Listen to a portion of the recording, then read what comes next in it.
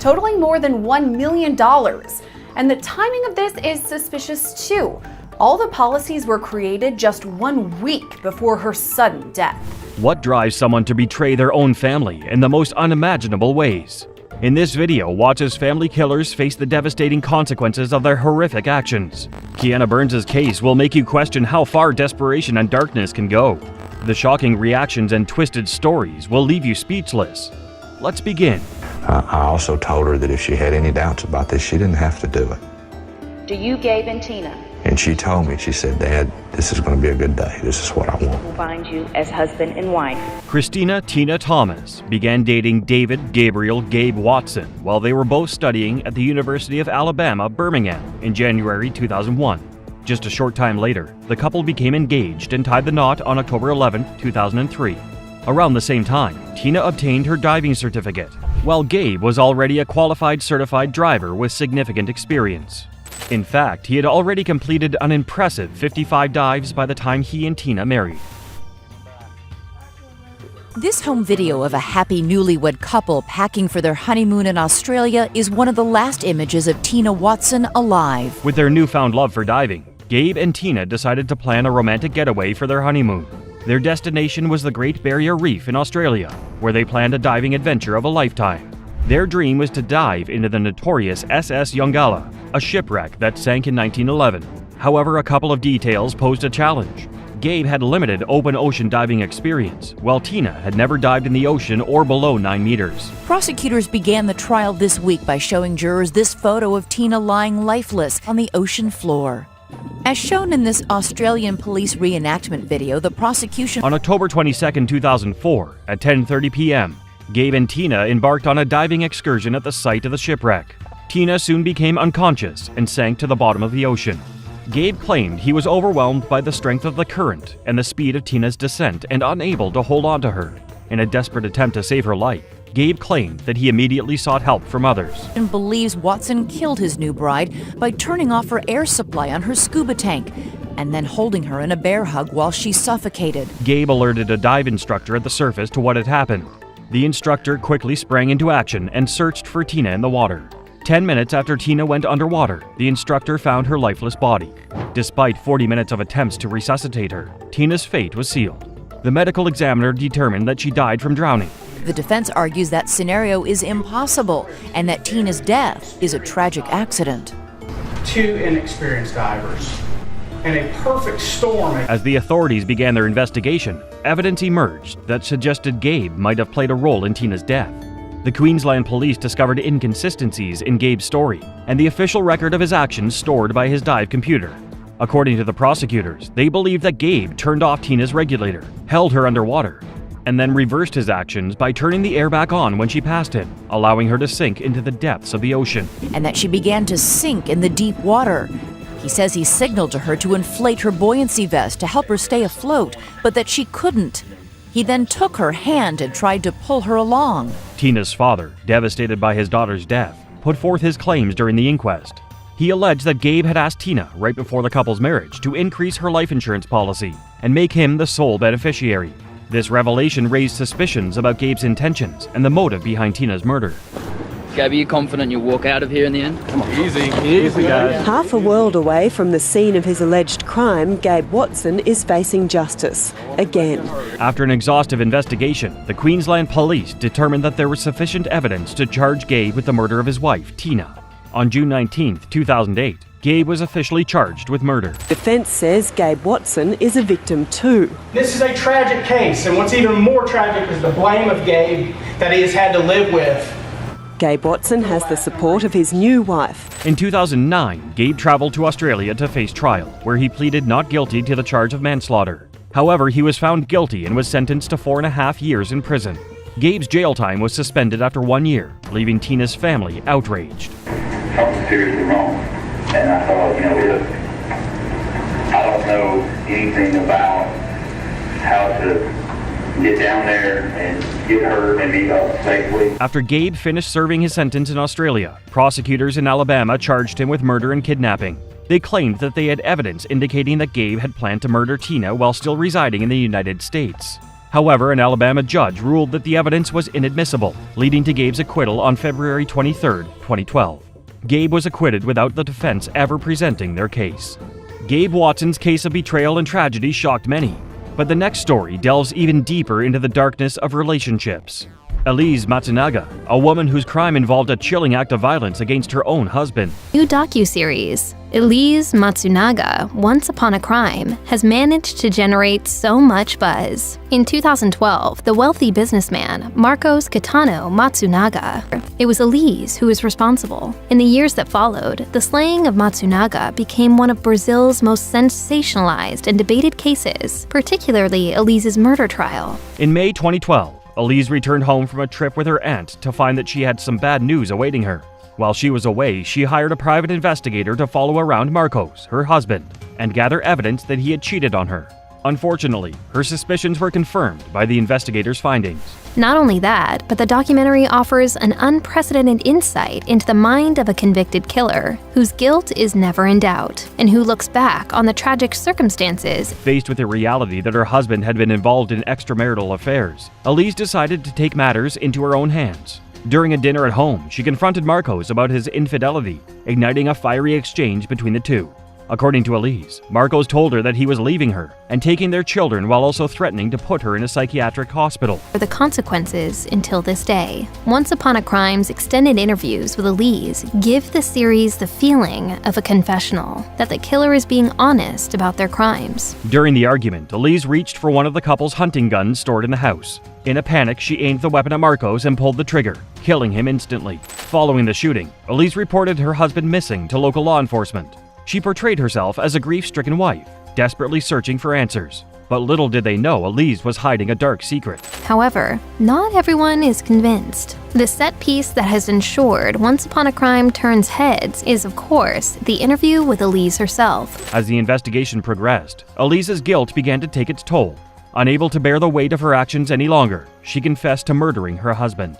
During Elise's trial, the prosecution alleged that Elise had plotted and executed a murder of passion, fueled by her anger towards Marcos's alleged infidelity, which took place in 2019 during an unsupervised furlough from her prison sentence, a right all Brazilian prisoners have, according to The Independent. However, Elise's defense attorneys presented a different story.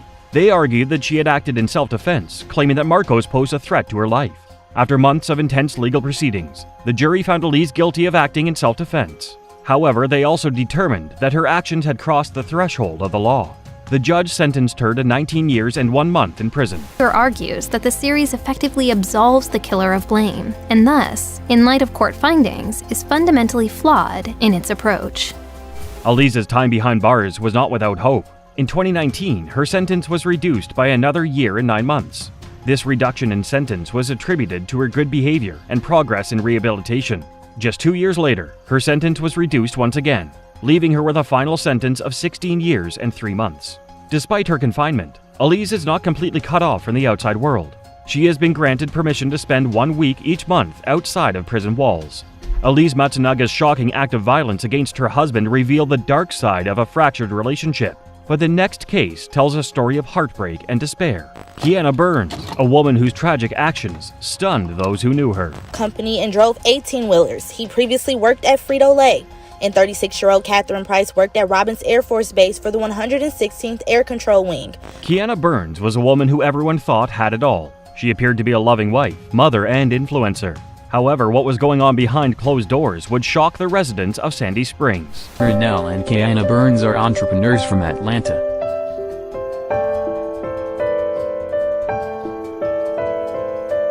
The married couple are... On November 26, 2021, the peaceful suburban town of Sandy Springs, Georgia, was shaken to its core when 2 gunshots echoed through a quiet neighborhood. When police arrived at the Burns residence, they discovered a shocking crime scene. Kiana Burns, a popular influencer, shot her husband Ronell before turning the gun on herself. Kiana Burns.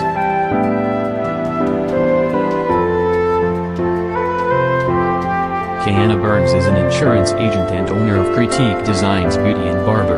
In the weeks before the tragic incident, there were signs that trouble was brewing in the Burns marriage. Just 2 weeks before the shooting, Kiana shocked her followers by taking to Facebook Live to address significant changes in her life. With over 16,000 followers on Instagram and nearly 5,000 Facebook friends, Kiana's fans wondered what was going on in her marriage. Inspirational quotes and preaches motivation to her followers.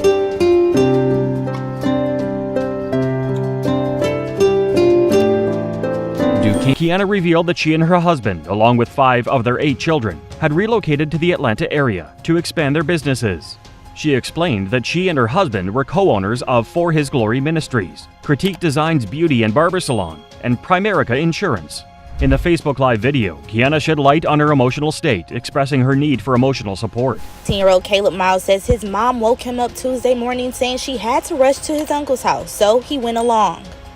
So I got there, I seen all the police and stuff, and I'm just like, what? Only hours before the tragedy occurred, Kiana posted a video of herself singing and dancing with her child.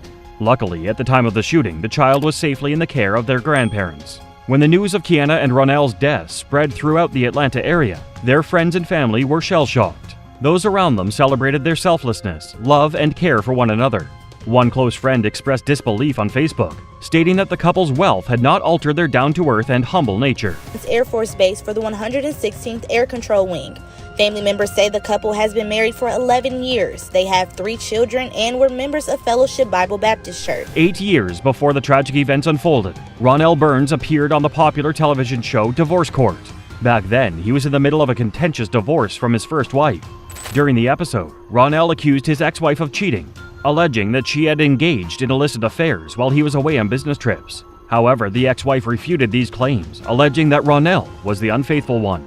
Kiana Burns' tragic story of despair and heartbreak left a lasting impact, but the next case takes us to a calculated act of betrayal. Christopher Vaughn, a man whose actions led to the loss of his entire family in a shocking and deliberate crime. 15 years after his wife and 3 children were all killed in Oswego, Christopher Vaughn is trying to clear his name. He was convicted of the murders. 3 children, Abigail 12, Cassandra 11, and Blake 8, were found dead in the rear passenger seat of the family's SUV, each shot twice. 1 gunshot to the torso. Christopher Vaughn, a hard-working husband and father, and his wife Kimberly were living the perfect suburban life in Seattle, Washington. However, in 2005, their lives took a turn when Christopher was offered a job at a computer forensic company in Illinois. With the promise of a new start, the Vaughn family decided to leave behind their familiar surroundings and move to Oswego, a suburb of Springfield. When she asked her husband, so the narrative went, to pull over because she wasn't feeling well. Christopher Vaughn was found by a motorist walking along the frontage road. On a seemingly ordinary day in 2007, the Vaughn family decided to spend their Saturday at a water park in the nearby town of Springfield. At around 5:15 a.m., near the city of Joliet, passers-by noticed Christopher limping along the side of the road. Christopher revealed shocking information when the driver stopped to ask about his condition. He believed that his wife Kimberly had shot him. Furthermore, a forensic pathologist deposed by the prosecution, but not called to trial, described her fatal gunshot as being self-inflicted. The police made their way to the scene. Upon their arrival, they discovered a horrific sight. Inside the family car, they found the bodies of Kimberly and their 3 children. Abigail, Cassandra, and Blake were all found shot dead, their bodies riddled with multiple gunshot wounds. Each child had been shot twice, while Kimberly had suffered a single gunshot wound to her under her chin. At Kimberly's feet, investigators discovered a 9mm gun, which belonged to Christopher. Dr. Phil Show, right here on News Channel 20, starting today. Christopher Vaughn and his family were driving from Oswego to Knights Action Park here in Springfield. As the investigation unfolded, detectives wasted no time questioning Christopher, eager to gain insight into that morning's events. At the crime scene, Christopher initially told investigators that his wife, Kimberly, was the shooter. However, the story quickly took a twist, as Christopher's statements at the hospital seemed inconsistent during questioning. Now, instead of implicating Kimberly, Christopher claimed that he had no recollection of the events that took place in the car that morning. More than a decade ago, Christopher Vaughn told police he didn't remember anything, which Clutter says is likely dissociative amnesia, but he recently started remembering. After being treated at the hospital and discharged, the detectives brought Christopher back to the police station for further questioning. This marathon interview session lasted nearly 15 hours, as the detectives aimed to get to the bottom of the case. Throughout the interview, Christopher maintained his innocence, stating that he had no recollection of being shot. His account was that he had just remembered his leg bleeding. The attorney representing Pierre and Gail Vaughn, they're the parents of this man Christopher Vaughn, who has been convicted of killing his wife and 3 children on June 14, 2007. At the end of the interview, Christopher was released. He returned for an additional interview on 2 occasions, providing further details and clarification to the detectives. In one of these interviews, Christopher told investigators that while driving to the water park with Kimberly, she asked him to pull over to the side as she was feeling sick. According to Christopher, Kimberly often experienced nausea due to migraine medication, which he claimed was the reason for the stop. Now the prosecution is stating part of the DNA evidence submitted before a grand jury was fraudulent. Altman alleges the Illinois State forensic scientists, quote, "Despite Christopher's compelling story, the detectives felt they had enough evidence to charge him with 4 counts of first-degree murder in the death of his family." The prosecutors, seeking the ultimate punishment, wanted to seek the death penalty against Christopher. However, when Christopher was incarcerated awaiting trial, the governor of Illinois abolished the death penalty in 2011. Altman's complaint claims Kimberly Vaughn, Christopher's wife, was listed as a suspect. The final submission only listed Christopher as the suspect. During Christopher's 2012 trial, the prosecution presented its case to the jury. They argued that Christopher's version of events did not match the forensic evidence. The prosecution alleged that Christopher had carefully planned and executed the murder of his family, motivated by his desire to live off the grid in the Canadian wilderness. Altman tells me he's requesting the court remove draft from the July 3rd, 2007 lab report and add Kimberly Vaughn back as a suspect. According to the prosecution, in the months before the murders, Christopher contacted a person who lived in Ottawa and inquired about camping in the woods. This, they claimed, was a clear indication of Christopher's intention to abandon his responsibilities and seek solitude in the wilderness. The prosecution presented a compelling argument, painting a picture of a troubled individual who grew frustrated with his wife and sought to escape his domestic life. They alleged that Christopher's dissatisfaction with his marriage drove him to commit the ultimate act of violence. 25-page lawsuit filed today alleges the Illinois State forensic scientist on the case tampered with lab reports against Vaughn. The prosecution presented evidence at Christopher's trial that revealed he had traveled to the Yukon Territory in May 2007, just weeks before the murders. During Christopher's trial, 2 dancers came forward with startling revelations. One woman stated that Christopher had visited the club they worked at on multiple occasions, expressing his desire to leave his wife and start a new life in Canada. Then the other woman testified that Christopher had confided in her, claiming he was not married and had no children.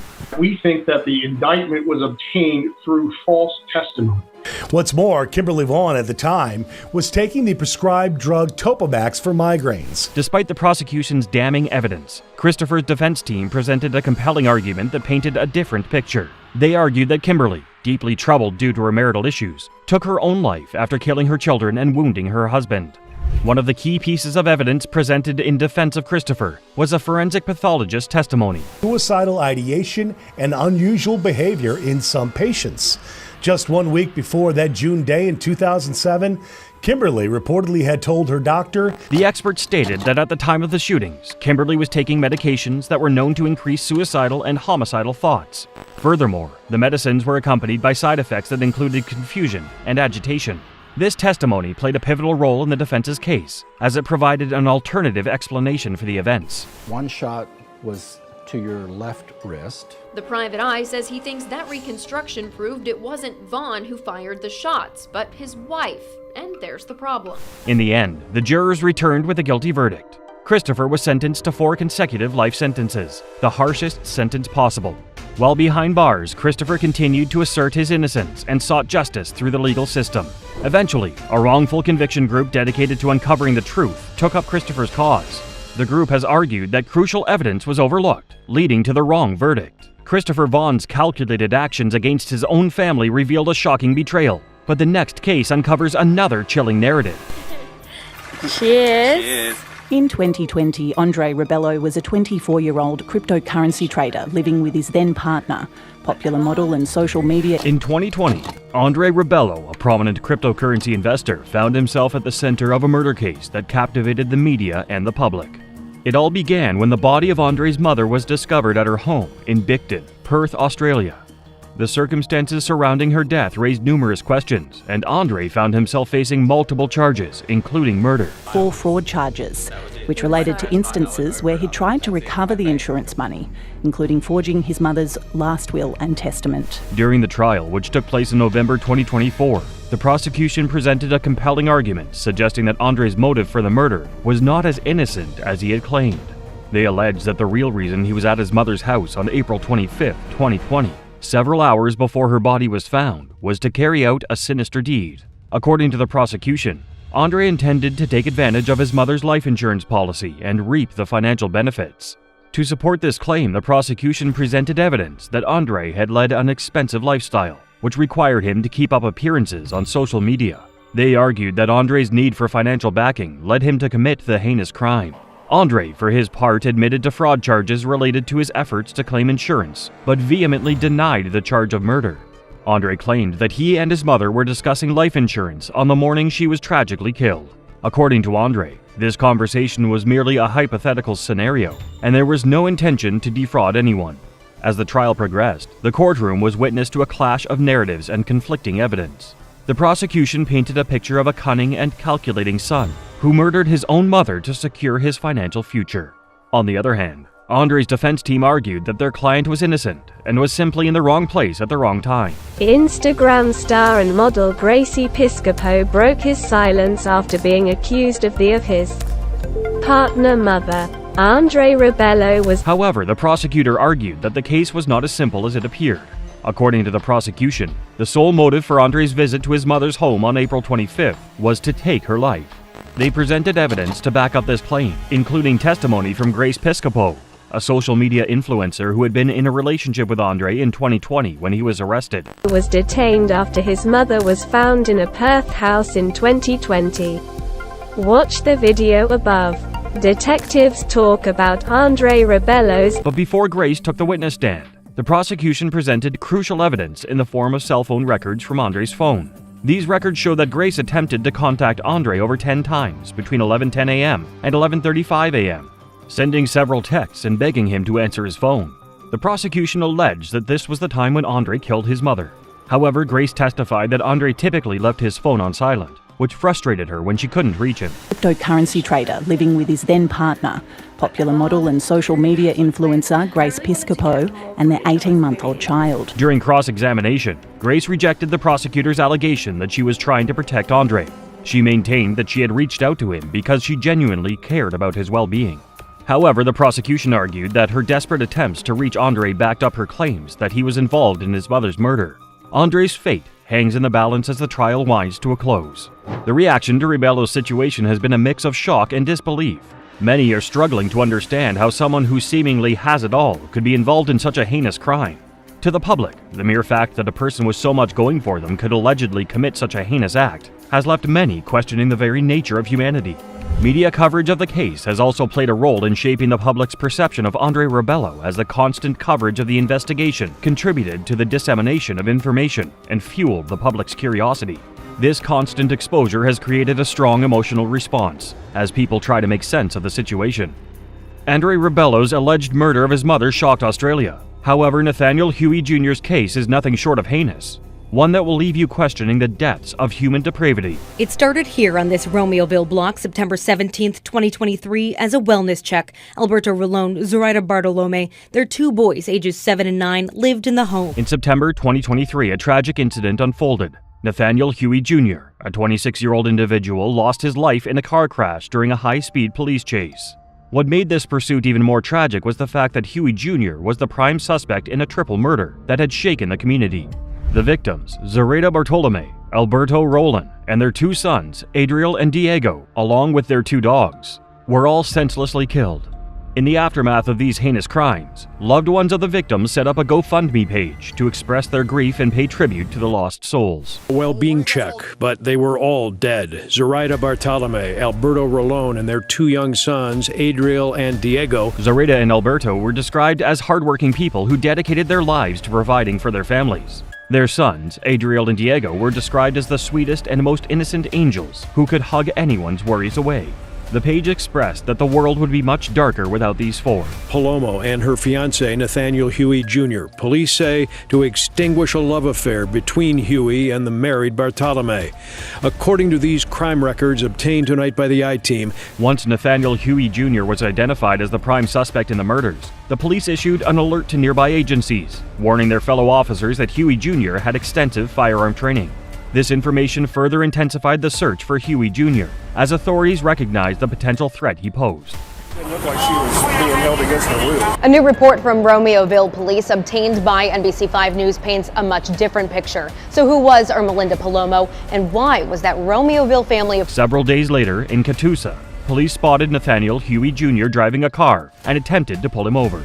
However, Nathaniel Huey Jr. sped off instead of stopping, leading to a chase on Interstate 44. During the chase, Nathaniel lost control of his vehicle and crashed. The car caught fire, engulfing it in flames. Armed and dangerous murder suspect.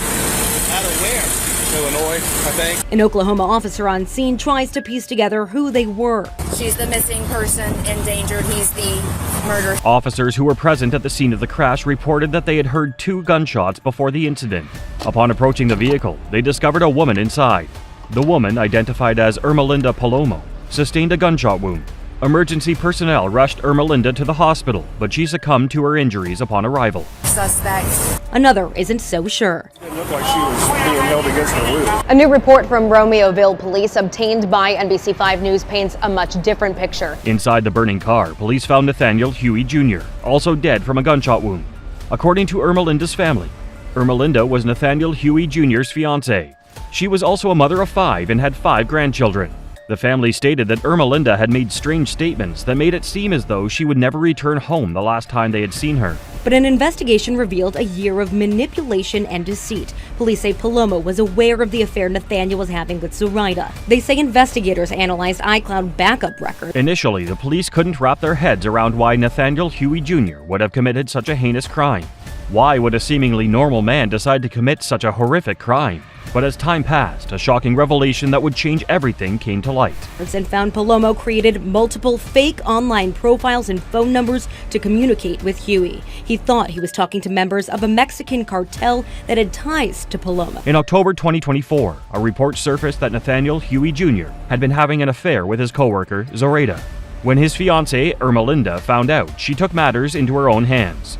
Further investigation revealed that Ermelinda, Nathaniel's fiancée, was behind the tragic events that unfolded. She had apparently used fake social media accounts to catfish Nathaniel, convincing him he was part of a crime organization. To committing the murders to a police informant because people were after him. The officer's report says there's no reason to believe Huey ever knew she was the one behind the account. Ermelinda's elaborate plan involved creating a web of deceit and manipulation, ultimately leading to a tragic outcome. 2 days before the brutal murders of the Bartolome family, Ermelinda successfully managed to plant the seed of doubt in Nathaniel's mind. She convinced him his lover, Zoraida, was the real threat through her carefully crafted lies and manipulation. Nathaniel had no idea that it was Ermelinda playing a dangerous game behind the account. And he likely died in Oklahoma without ever knowing that truth. Romeoville's police chief says nothing can justify a senseless act of violence, and this case unfortunately does not mean closure for so many continuing to grieve. Nathaniel Huey Jr., driven by fear and paranoia, acted upon Ermelinda's twisted manipulations. On that fateful night, Ermelinda accompanied Nathaniel to the Bartolome home. While Nathaniel went inside, Ermelinda remained in the car, her sinister plan set in motion. Inside the Bartolome home, Nathaniel pulled out a 9mm pistol and opened fire on the family of 4 and their 2 dogs. The deaths of Nathaniel Huey Jr. and Ermelinda Palomo, before they could be arrested and face trial for their crimes, generated a sense of outrage and relief among the victims' families. On the one hand, they were deeply upset that justice would not be served in the usual manner. However, on the other hand, they felt a sense of relief knowing that they would not be subjected to a lengthy and distressing trial. Nathaniel Huey Jr.'s violent actions left a trail of devastation, but the next case unravels a sinister betrayal. David Swift, a man whose dark secrets and calculated moves turned a seemingly normal life into a tragic tale of deception and loss. She was just a wonderful mother. She would do anything for her children. They were number one in her life. They came before anything else. On October 30th, 2011, Karen Swift, a 44-year-old woman, vanished without a trace from her home in Dyersburg, Tennessee. The disappearance of Karen set off an alarm among the authorities and sparked a massive search effort. Karen's SUV was discovered abandoned nearby with a flat tire. This sparked suspicion, as no signs of forced entry or a struggle existed. Do you feel like that it is likely that the jury, on continued deliberations, will reach a verdict? No, sir. Karen Swift's husband, David, was questioned by the authorities and offered his assistance. However, his story painted a troubling picture of their marriage. According to David, he and Karen initially married in 1989. They had 2 sons together, but the marriage ended in divorce after David admitted to having an affair. Despite the separation, David claimed that he and Karen reunited and eventually remarried. This is video of him coming out of that courtroom just minutes ago. When they found her body in December of 2011, that was 6 weeks after someone reported her missing. This second marriage produced 2 daughters, but their marital troubles continued. When pressed by the detectives, David speculated that Karen may have been experiencing a midlife crisis. He claimed she had recently expressed dissatisfaction with her life and hinted at wanting to change. It's now considered a cold case. As we've reported, the 44-year-old mother of 4 went missing after a Halloween party in 2011. 6 weeks after Karen went missing, her skeletal remains were discovered under a tree in the local graveyard. The forensic examination revealed she had died from blunt force trauma to the head. Karen's manner of death was ruled a homicide, triggering a desperate search for answers. Now, talking to people off camera, they've remained quiet, wanting to keep Karen Swift's memory alive. Now, despite this new information in this autopsy report, many people say this is a tragic story. The detectives focused their attention on Karen's husband, David Swift. They speculated that he killed her because she wanted to leave him again, but lacked sufficient evidence to implicate him in the crime. Despite conducting extensive searches and interviewing potential witnesses, no forensic evidence or witness statements directly linked David to Karen's murder. To this day, it's unclear if she was sexually assaulted. According to the toxicology report, Swift had Benadryl, Tylenol, and caffeine in her system. Over time, the investigation into Karen's murder went cold. David Swift moved out of state with his children and remarried. Despite the tragedy, he remained an involved father to his daughter, Ashley. According to Ashley, David continued to provide support and guidance after her mother's death. Last month, David Swift was on trial for the murder of his wife, Karen Swift, in 2011. Karen Swift's body was found in a cemetery near Dyersburg. However, new leads emerged after a cold case team reopened Karen's case. Detectives soon felt as if they had finally uncovered enough evidence to arrest David and charge him with her murder. In 2022, David Swift was arrested for murdering his wife, Karen. But I'll be surprised if they ever try it again. A case of this age, and you can't even get them to agree on voluntary, I would be surprised if the defendant faces a trial again. As the case unfolded in the courtroom, the fate of David hung in the balance. To the surprise of many, he was found not guilty of first and second-degree murder. Despite the initial acquittal, David's legal troubles were far from over. He is currently awaiting trial on manslaughter charges. David Swift's tale of betrayal and loss revealed the darkness behind his actions. But the next case takes a more violent turn. Colby Allen Parker, a man whose gruesome crimes shocked everyone who heard the details. Questioned about the death, Colby Parker pulled the human ears from his pocket. CBS affiliate WPEC reports the Lake County Sheriff's Office responded to a home. In 2021, authorities were called to a residence on reports of a stabbing. What they discovered there shook the community to its core. On the night in question, police officers arrived to find a chaotic situation. As they approached, they were greeted by a gruesome sight. Colby Allen Parker, a young man covered in blood, was frantically trying to explain what had happened. In Central Florida Saturday night for reports of a man being attacked by his grandfather. According to deputies, Parker claims Wells pulled a knife on him. Parker managed. As the police carefully approached the scene, they discovered the lifeless body of an older man. This body bore the chilling scars of multiple stab wounds. Further investigation revealed that the older man was Colby's grandfather. Managed to get the knife away, then used it against Wells in what he called self-defense. Investigators say Parker admitted to cutting his grandfather multiple times. While officers were examining the grandfather, another officer approached Colby for questioning. According to Colby, the tragic events that unfolded that night started when his grandfather attempted to hurt him. However, Colby managed to seize control of the situation and fatally stabbed his grandfather in the heart. However, the multiple stab wounds on the grandfather's body indicated that this was not a simple altercation. Other than that, I don't know where Junior is. I asked and he didn't know. So, Junior? Yeah. After Colby Allen Parker was arrested following a confrontation at the scene, investigators searched his residence where he had lived with his grandfather. During the search of the corner of a room, investigators discovered a disturbing piece of evidence, a bloody baseball bat. Just a few feet away, they found a butcher's knife. The blade was smeared with blood, still dripping onto the cold floor. Where's Junior? Ronnie and Ronnie Jr. right here. Ronnie, okay, what is that? Those are ears. Further investigation led the police to charge Colby with second-degree murder and assaulting an officer. The severity of the charges further highlighted the severity of his actions. More details will be revealed as the case unfolds, shedding light on the chilling events in Colby's home. Colby Allen Parker's gruesome crime was horrifying, but the next case unveils a chilling story of rage and devastation. James Collar, a man whose uncontrollable anger led to a catastrophic act of violence against his own family. The all-American family by friends and neighbors in Weatherford, Texas, a quiet bedroom community of Fort Worth. They were something else in their little town. James Collar, his wife Karen, and their 3 children, Emily, Lauren, and Sean, lived a seemingly happy life in Weatherford, Texas. Those around them described the Collars as the perfect family. They enjoyed spending time together, creating memories that would last a lifetime. Of 2 beautiful teenage daughters, Emily and Lauren, and a toddler named Sean. Emily was the firstborn, and she... As the summer of 2008 approached, James was presented with an exciting opportunity. He was offered a job in the state of Missouri.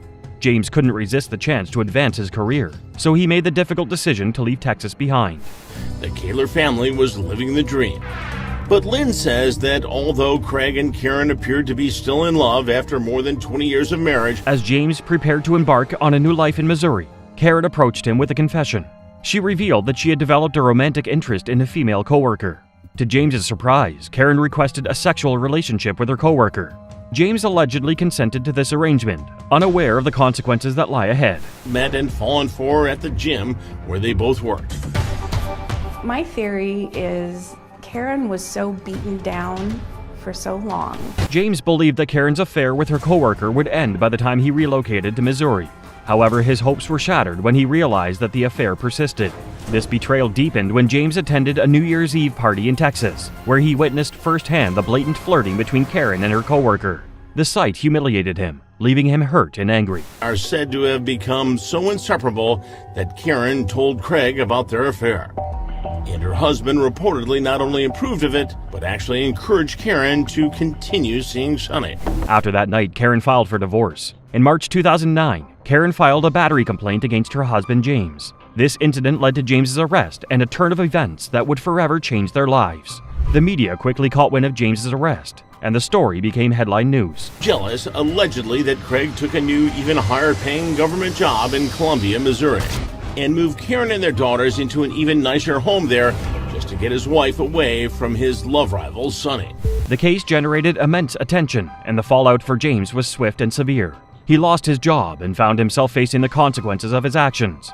Faced with the aftermath of James's arrest, Karen decided to move herself and her 3 children from the family home. They sought a fresh start in a new environment, away from the toxicity of the situation. Meanwhile, James went to live with his parents in Kansas. Visiting her grandmother, 89-year-old Dorothy White, at her farm on Thanksgiving weekend.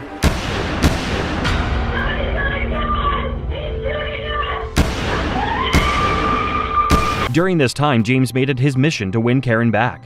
He worked tirelessly to repair the damage he had done, but to no avail. Frustrated and desperate, James decided to take drastic measures to humiliate Karen in public. He embarked on a campaign to destroy her public image and invade her privacy. James sought to expose Karen's secret and tarnish her reputation by hacking into her computer. The grandmother calls her emergency alert service, saying a gunman has just burst into her home, firing at anything that moved. On November 29, 2009, Karen, Emily, Lauren, and Sean made the fateful decision to visit Karen's grandmother, Dorothy White, at her house in Burlingame, Kansas. At around the same time, James Collar, armed with a deadly weapon, drove from Meridian to Burlingame. His destination? Dorothy White's home. The alarmed operator can hear gunfire in the background.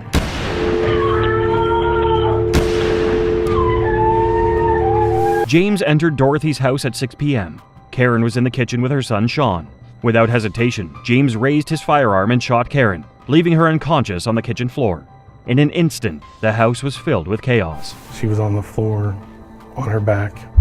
She didn't look like she was breathing or had a pulse.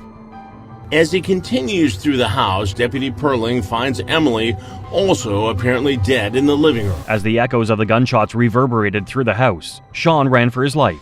In a stroke of luck, he managed to escape to a nearby neighbor's home. With a chilling determination, James made his way to the living room where Dorothy White and his teenage daughter Emily stood. James pulled the trigger, ending her life in cold blood. Lauren, James's other teenage daughter, was upstairs, unaware of the horrors unfolding downstairs.